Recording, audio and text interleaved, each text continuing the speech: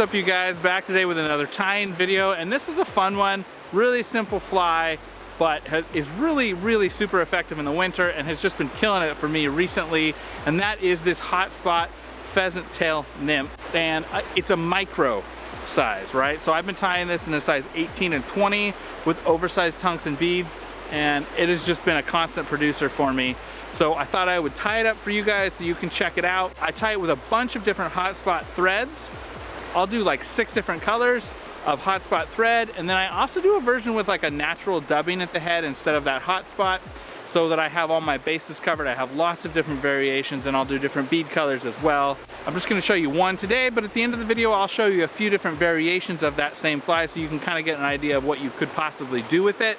Like I said, it's a size 18 to 20, it's micro. It's just been a killer winter fly for me. So I hope you enjoy it, and let's get into tying that.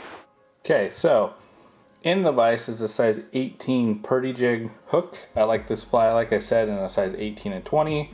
I've got a 3mm tungsten slotted bead here on top, so it's pretty oversized, but I like it. I'm gonna go ahead and start my thread right behind that bead and give it quite a few wraps because this is a nano silk, so it's pretty thin. Go ahead and trim this off.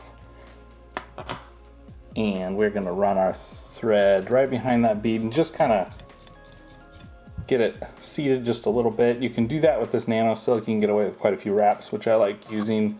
Just adds a little bit more security, and this stuff doesn't break. So I'm gonna run my thread all the way back to where the barb would be on this hook. And the reason that I like these purdy jig hooks, these new hooks from Umpqua, is that you can really oversize the bead on them. So you can put this same 3mm bead on a size 20 hook, and I will do that with this pattern. So right here I've got a pheasant tail in an olive color. You could do this in a bunch of different colors. I've just been tying it in olive recently, and I'm gonna take off. You can see with this pheasant tail I've got 4 fibers here, and I've just kind of broken those off from the whole grouping, and I'm just gonna come in with these and hold them together and just snip those off.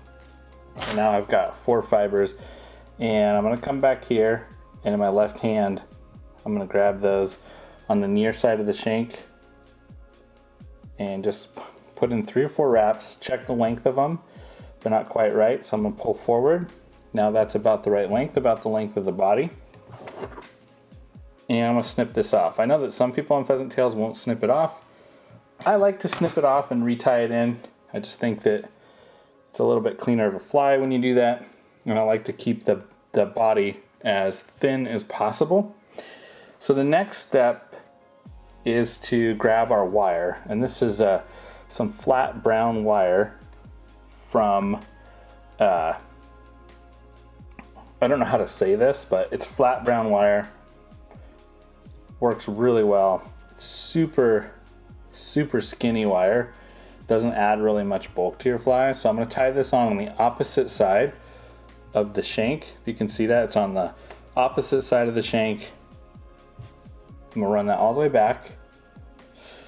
And then from here, I'm gonna retake those same 4 fibers that I had, and I'm gonna tie in the tips right like this, secure those down, come back, go all the way back to where the tail is, come back forward, and you can build in a little bit of a taper with your thread if you want. You don't have to.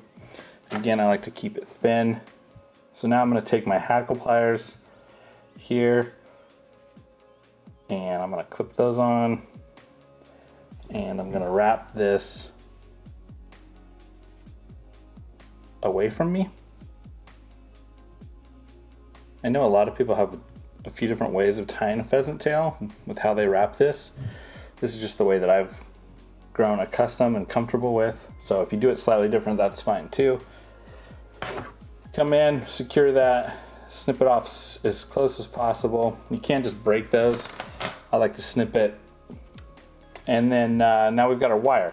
So now we're gonna wrap our wire. So we're gonna counter wrap that wire. I'm trying to remember which way I went with it prior.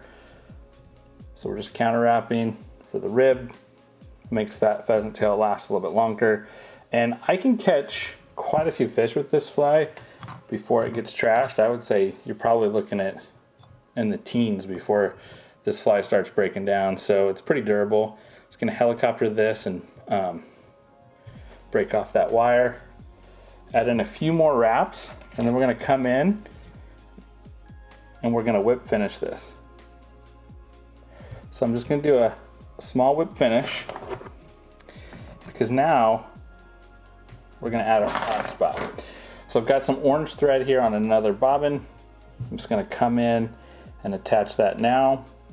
So why it was important to use that other thread is that you can not build up a lot of bulk around the head right in here around the fly, so that you have room for this finishing thread, because this floss is real thick. So we've secured this in. Now we're going to pull on it and cut, and it leaves less of a tag. We'll do one more wrap, and then we're going to take our whip finisher, but first we're going to add just some super glue to the thread, just like this. Got to kind of do this quick. Grab our whip finisher.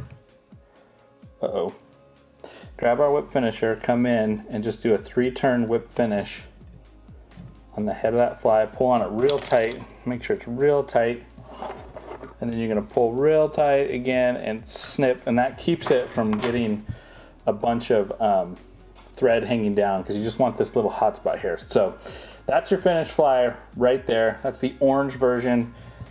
Like I said, I also do some other versions. I'll show those to you. This is a pink version, so the pink hot spot right there. And then I like to do it, I'll do almost all the glow bright colors. This is a blue, but these are just my favorites. So there's a blue, and then this color works pretty well as well. It's kind of like a tangerine yellow, a little bit more subtle.